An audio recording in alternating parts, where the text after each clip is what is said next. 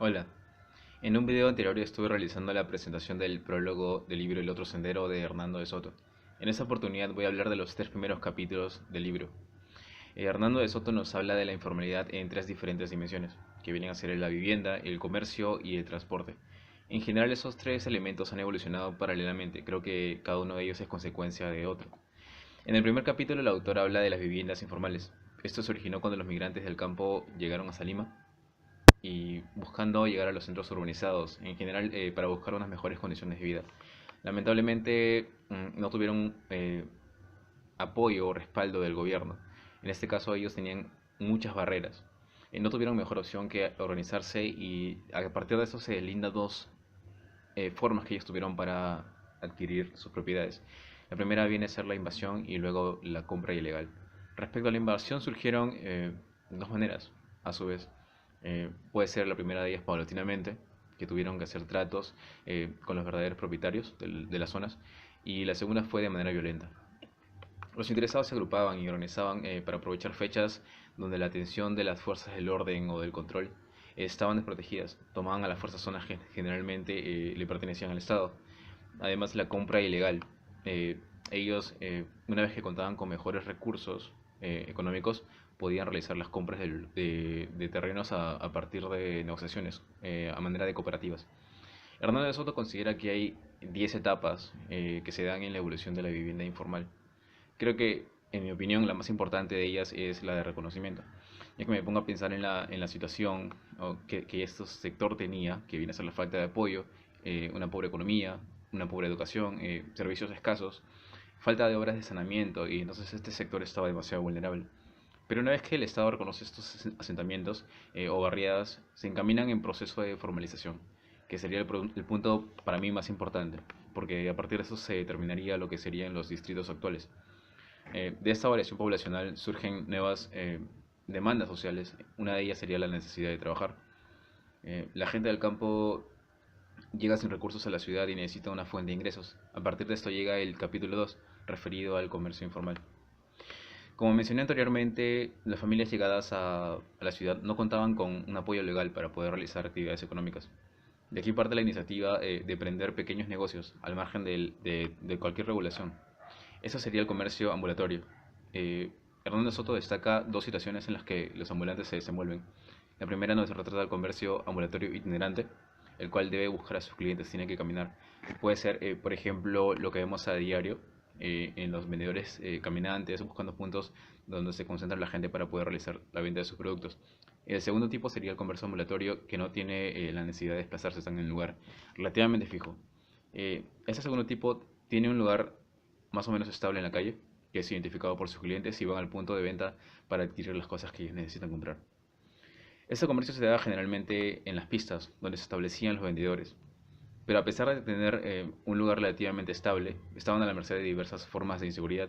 Eh, Vemos actualmente, por ejemplo, cómo los operativos municipales hacen o les quitan las propiedades o las cosas que ellos tienen para vender en las calles.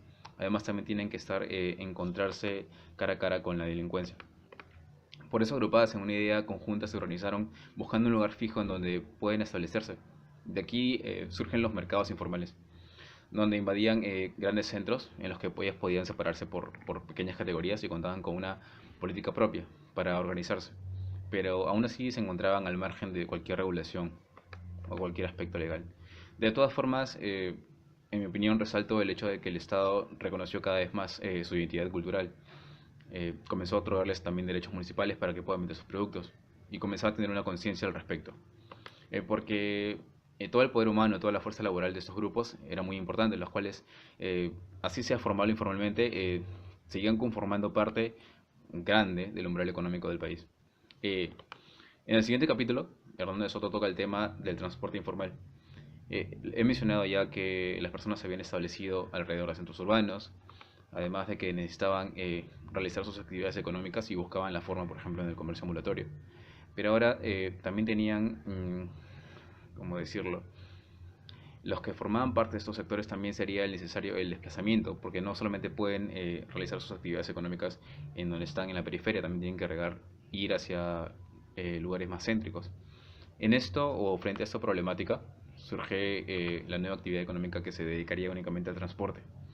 El uso del tren se estaba terminando, ya se estaba desplazando totalmente para dar paso a los buses. También surge el tema de los taxis, los cuales unían las zonas populares con los puntos más eh, transitados de la ciudad, por así decirlo, las zonas más céntricas. Se calcula que había más del 90% de transporte informal, pero a pesar de que se encontraban al margen de la regulación, se enfrentaban también a las normas legales. Creo que es importante resaltar toda la organización que ellos tuvieron. Es una de las cosas más resaltantes en mi opinión. Ellos financiaron colectivamente sus proyectos, lo hicieron con sus propias manos, incluso crearon sus propias rutas. De hecho, el recorrido, que esas rutas informales se crearon en un comienzo, más adelante fueron aceptadas, incluso adoptadas por el Estado. De hecho, muchas de esas vías aún se mantienen vigentes, como rutas en los paraderos o en el servicio de transporte masivo actual. En general, creo que los aspectos de vivienda, de comercio y de transporte guardaron una especie de interdependencia cuando surgieron. Eh, Entre cada aspecto contribuía al desarrollo de otro. Una vez que los migrantes conseguían un lugar relativamente estable para poder vivir, necesitaban también, lógicamente, hacer una actividad o tener una actividad que les sirva para mantener su hogar. Por lo que, debido a la falta de apoyo del Estado, encontraron el comercio informal, la manera o la puerta para solucionar sus necesidades más básicas. Contando ya con mejores recursos, creo que surge la necesidad de optimizar su fuente de ingreso. Y ya se puede ser un poco más selectivo. Ya tenemos un hogar y tenemos de alguna manera un trabajo básico al menos. Entonces podemos tener un poco más de selectividad. Aquí, bueno, al menos con las actividades económicas. Aquí toman protagonismo las zonas céntricas y surge la necesidad de desplazarse a otra zona de la ciudad, ya sea para continuar con el comercio ambulatorio como se estaba dando o para ocupar un puesto de trabajo formal. La necesidad de transporte masivo creo que era inminente.